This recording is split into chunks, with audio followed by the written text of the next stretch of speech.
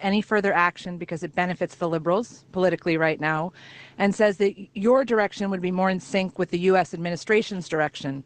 Do you think her comments are appropriate, and what is your response to them? Well, my response is that Danielle Smith is back in the political crosshairs. But this time, the accusations against her are so explosive they feel like they're straight out of a high-stakes thriller. The Alberta Premier is being accused of urging U.S. interference in Canada's federal election, a claim she's vehemently denied as offensive and false. But here's the real question. Who stands to benefit from this manufactured outrage? Enter Mark Carney, the Liberal heavyweight eyeing Canada's top job. For him, Smith's strong, unapologetic conservative leadership is a direct threat. By twisting her words into a scandal, he's not defending democracy. He's clearing the path for his own political ambitions. This isn't about election integrity. It's about power. While Smith fights for Alberta's economic future, pushing back against unfair trade policies and standing up for Canadian energy, Carney and his allies are weaponizing her advocacy, framing it as something sinister. So what's really going on? A legitimate concern for Canada's sovereignty? Or a coordinated takedown of a leader who refuses to bow to Ottawa's overreach? The answer could reshape Canadian politics for years to come. Welcome back to True North Politics. Alberta Premier Danielle Smith is under attack again. This time, the Liberal establishment, led by Mark Carney, is pushing a baseless narrative that she sought U.S. interference in Canadian elections. Let's be clear, this is a smear campaign. Smith has been a vocal advocate for Alberta's economic interests, engaging with U.S. officials to protect Canadian trade from devastating tariffs. That's not interference, that's leadership. But because she's a conservative who challenges Ottawa's failing policies, the Liberals are distorting her words, turning diplomacy into a scandal. Instead of addressing real economic threats, like soaring inflation and crumbling competitiveness, Carney and his allies are exploiting this moment to silence opposition. Their goal? To paint Smith as a rogue actor, discrediting her before she can hold Ottawa accountable. Here's the truth. Smith isn't the problem. The real issue is a political elite that would rather manufacture crises than fix the mess they've created. While Alberta fights for fairness, the Liberals are playing dirty. Who's really undermining democracy? The answer is obvious. Any further action because it benefits the Liberals politically right now, and says that your direction would be more in sync with the U.S. administration's direction. Do you think her comments are appropriate, and what is your response to them? Well, my response is that the president has said that he thinks it would be easier to deal with a Liberal, and with good reason. The Liberals have weakened our country. They've blocked resource projects, raised taxes, driving our jobs south into the hands of the Americans. $500 billion of investment has fled our country. They blocked a pipeline that would have allowed us to go around the American market. They've killed LNG liquefaction plants, forcing us to sell all of our natural gas to the Americans at huge price discounts. They've weakened our military and our borders. All of that plays into the hands of President Trump. He's been very blunt that he wants a weak Canada that he can target. And Liberals, after the lost Liberal decade, have made our economy and our country weaker and more divided, just like Trump wanted. Electing Liberals to a fourth term will weaken our country still.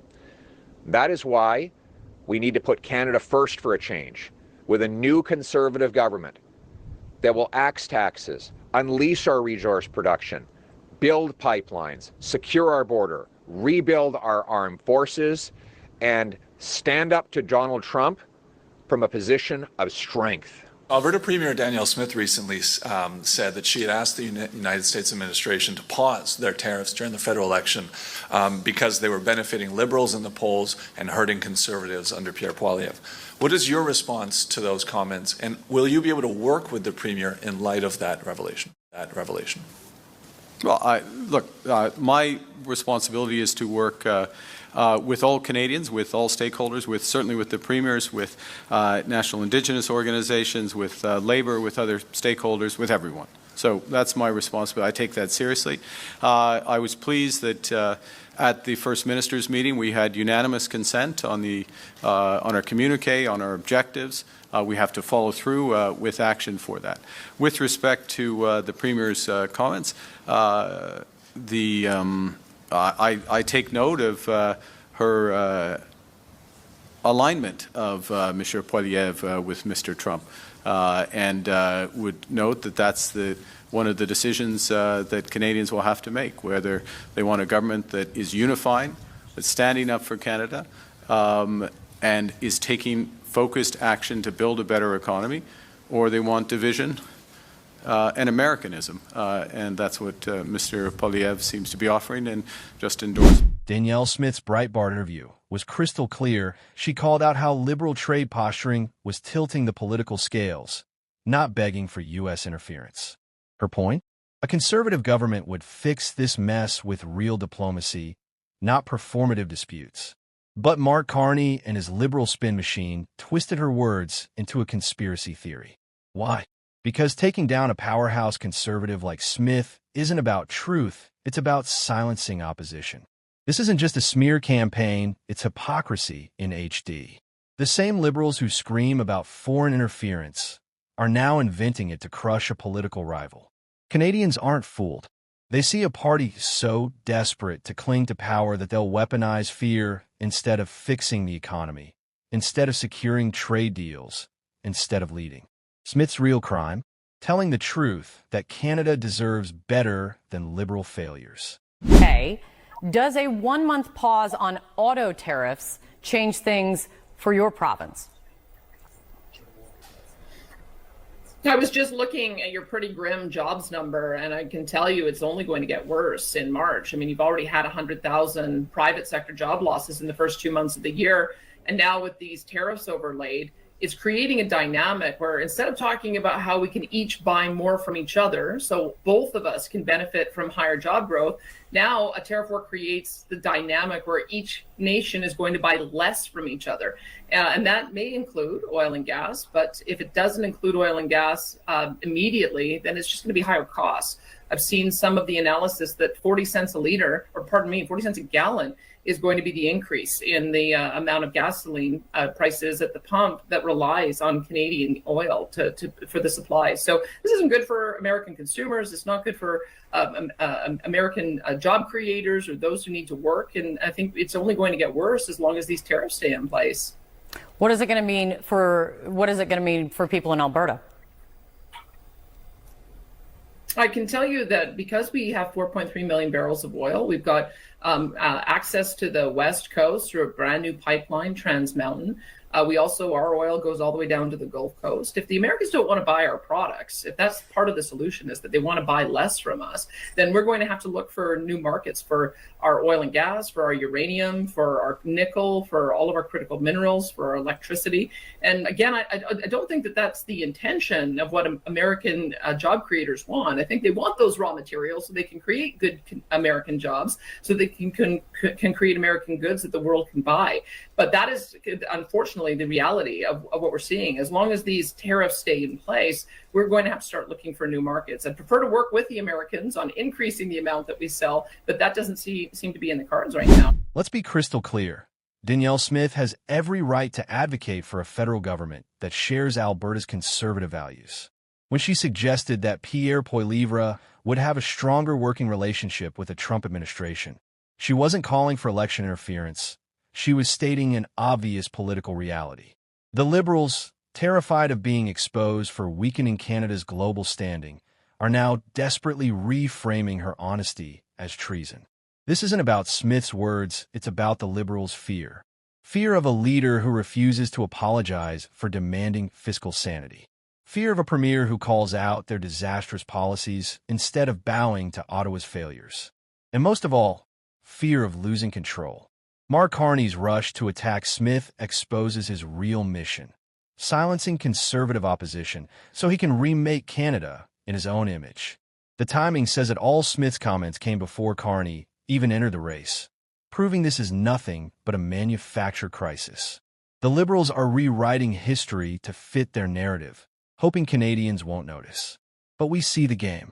And the more they smear Smith, the more they prove she's exactly the leader. Where this started was, as the Trump's trade advisor said to me often, this is a drug war, not a trade war. Donald Trump said after a call with the Canadian Prime Minister that efforts to slow fentanyl trafficking across the U.S.-Canada border is still, quote unquote, not good enough.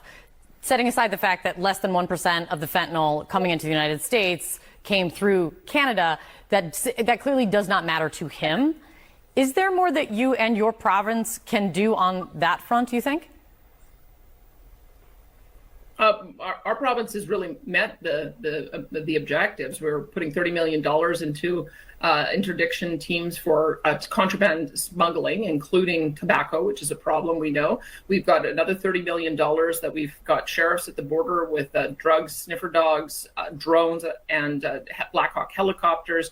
We've been doing more commercial vehicle inspections. And in point of fact, we've actually found cocaine and crystal meth coming up from America. So we have a North America-wide drug problem. If you think it is just Canada and Mexico, you'd have to believe there are no cartels or organized crime or meth labs happening in the United States. We know that to not be true. So we can only do a portion of the work in making sure that we're addressing this egregious drug death problem. The Americans have to do some of the work internally themselves and can't just blame their neighbors for that. This is a North America-wide problem, and America included. Danielle Smith finds herself targeted yet again, this time by outrageous accusations that she urged U.S. interference in Canada's federal election, a claim she has forcefully denied as false and offensive. But look closer, and the real agenda becomes clear.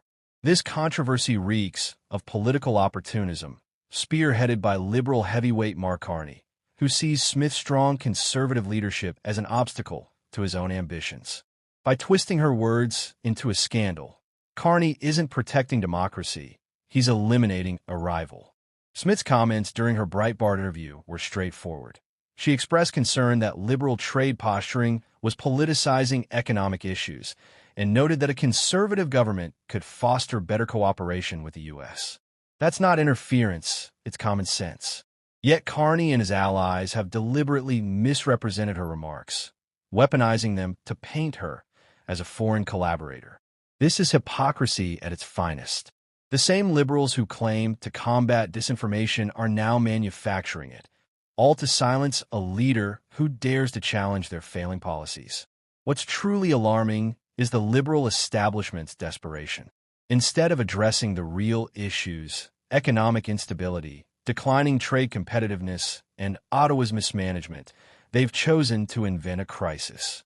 Smith's focus remains unwavering, defending Alberta's interests and advocating for practical solutions. Meanwhile, Carney's eagerness to exploit this situation reveals his priority: power. He isn't defending Canada. He's clearing the path for his own unchecked control, free from conservative opposition. The timing alone exposes the absurdity. Smith's remarks came before Carney even entered the political arena, proving this is nothing more than a retroactive smear. The Liberals aren't protecting election integrity. They're protecting their own grip on power. Canadians should ask themselves, who's the real threat? A premier fighting for her province's economy, or a political elite fabricating scandals to avoid accountability? Smith's refusal to back down shows the strength Canada needs. While the Liberals play dirty, she's focused on results. This isn't just about one interview. It's about whether our leaders will prioritize truth or manipulation. The choice is clear. Let us know your thoughts in the comments. And if you support honest debate, subscribe.